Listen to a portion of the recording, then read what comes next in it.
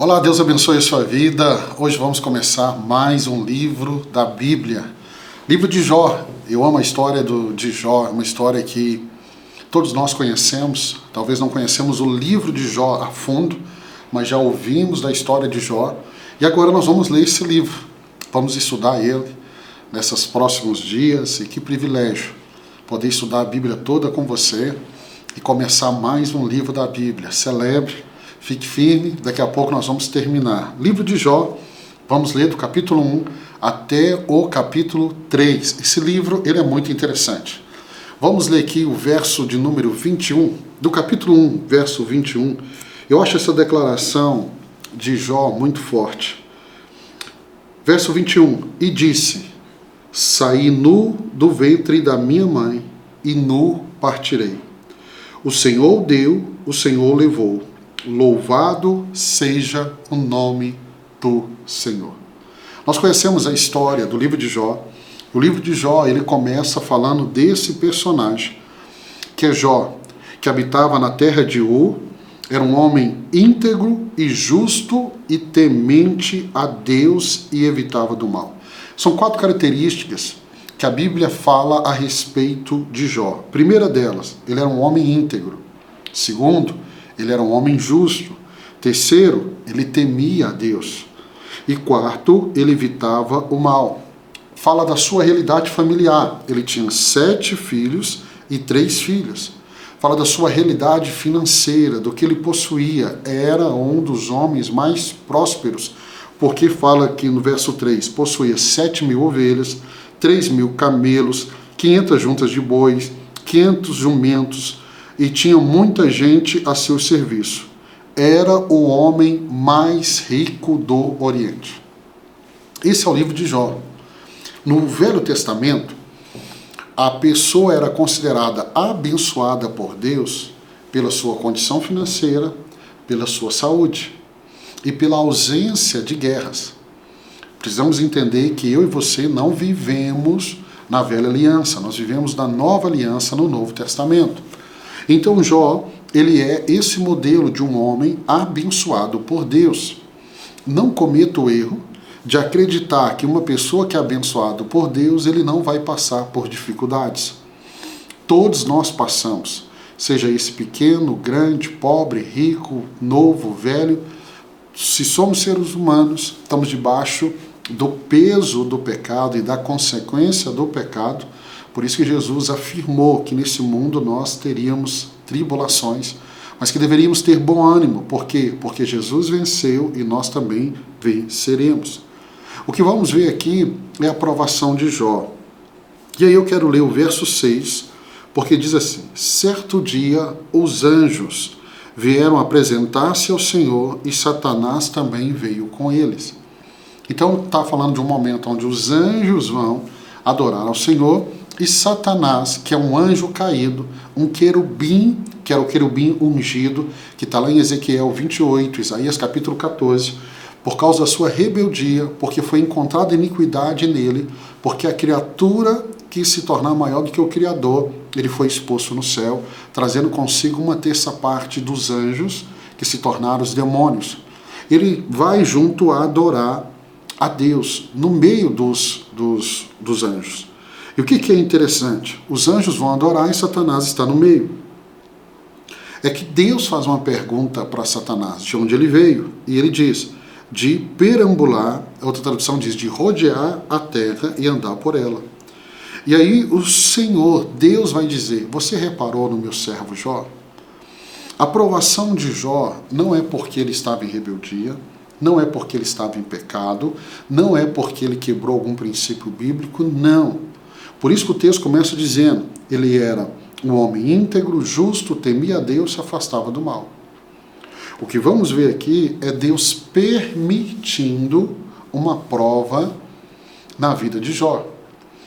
Entenda bem que Satanás, quando você lê o capítulo 1, ele não pôde tocar na vida de Jó, que era um homem íntegro, justo, temente a Deus e fugia do mal, ele não pôde tocar sem uma permissão de Deus. Isso é muito poderoso, porque a gente vê a soberania de Deus aqui. Saiba que uma vez que eu e você estamos caminhando com Deus, Satanás não pode tocar na nossa vida.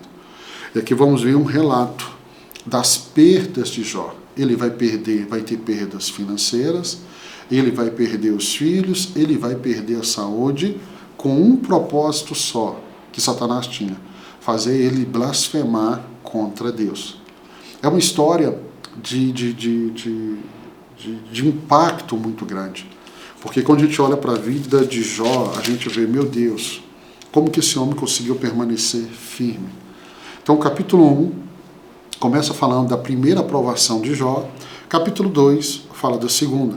Diz assim: no outro dia os anjos vieram apresentar-se ao Senhor, e Satanás também veio com eles para apresentar-se. E o Senhor perguntou a Satanás: de onde você veio? Satanás respondeu ao Senhor: de perambular pela terra e andar por ela. Novamente Deus pergunta. Verso 3. Disse então o Senhor a Satanás: reparou em meu servo Jó? Não há ninguém na terra como ele, irrepreensível, íntegro, homem que teme a Deus e evita o mal. Ele se mantém íntegro, apesar de você me haver instigado contra ele para arruiná-lo sem motivo. E aí vem, aqui no capítulo 2, a segunda tentação, a segunda prova. Vamos usar a palavra prova na vida de Jó, que é o quê? É que Jó vai perder a saúde. E esse é o argumento de Satanás. Se ele perder a saúde, olha o verso 4. Pele por pele, respondeu Satanás, um homem dará tudo o que tem por sua saúde. E aí Deus vai dizer: pode tocar na saúde, só não tire a vida dele. Novamente, Satanás só age debaixo da vontade permissiva de Deus. Pastor, Satanás só vai agir debaixo da vontade permissiva de Deus na vida daquele que tem um caminhar íntegro. Fora isso, se Satanás tem agido na minha vida, a primeira pergunta que eu preciso fazer: eu dei a ele essa legalidade, essa oportunidade, eu abri a porta para ele, eu quebrei um princípio bíblico, eu pequei para dar a ele condição de acessar a minha vida? Se eu estou caminhando em integridade, se eu sou temente a Deus, se a minha vida é uma vida bonita em Deus, e eu não abri a porta para Satanás, ele não pode tocar na minha vida sem Deus permitir. Pastor, e se Deus permitir? Se Deus permitir, a sua história vai ser como a de Jó. Deus sabe como essa história termina. Deus sabe. Satanás não sabe, porque ele não é Deus. Ele não é onisciente, ele não é onipresente, ele não é o Todo-Poderoso. Deus é. Então, o capítulo 2 mostra esse momento que a saúde de Jó é tocada. E aí, no verso 11, é algo importante, porque ao longo do livro vamos precisar disso. 3 amigos de Jó, Elifaz de Telemã, Bildade de Suzã e Zofá de Maamad, soube dos males atingidos. Então, a Bíblia aqui fala dos 3 amigos de Jó. Eu acredito que eram amigos sinceros, porque eles saíram de longe para visitar Jó no momento de tanta dificuldade. Mas deixa que nós vamos falar deles daqui a pouco. Vamos para o capítulo 3 para a gente encerrar. Capítulo 3, Jó, profundamente abalado, perdeu toda a riqueza, perdeu os filhos, perdeu a saúde, e a própria esposa está dizendo para ele: amaldiçoe esse Deus e morre. Então, Jó, ele é humano, como eu e você. Então, Jó, profundamente abalado, ele vai romper o silêncio. E Jó vai amaldiçoar o dia do seu nascimento. O verso de número 25 diz assim: o que eu temia veio sobre mim, e o que eu receava me aconteceu. Então nós vemos Jó no seu primeiro discurso mesmo, discurso depois dessa calamidade, é Jó lamentando o momento do seu nascimento. Então lembre, ele está debaixo de uma grande emoção, e o que nós vamos ver? Ele expressando um desejo de não ter nascido, um desejo de ter morrido ao nascer. Pastor, mas isso é estranho, não é? Você imagina você passar, você imagina você enfileirar o caixão de todos os seus filhos, um do lado do outro, em um único dia. Imagina você perdendo a saúde, você que tinha prosperidade, no momento você não tem nada, você está em completa miséria. Não foi algo ao longo de um tempo, foi tudo imediato. Então Jó, o discurso dele é o discurso da alma dele, do coração dele. Esse versículo que lemos aqui, o verso 25, eu quero dizer para você que nós temos que tomar muito cuidado com o que nós falamos.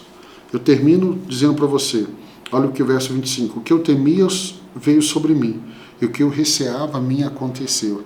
Então, tome muito cuidado naquilo que você e eu vamos pronunciar, principalmente se a minha declaração não é uma declaração de fé, é uma declaração guiada pelos meus medos.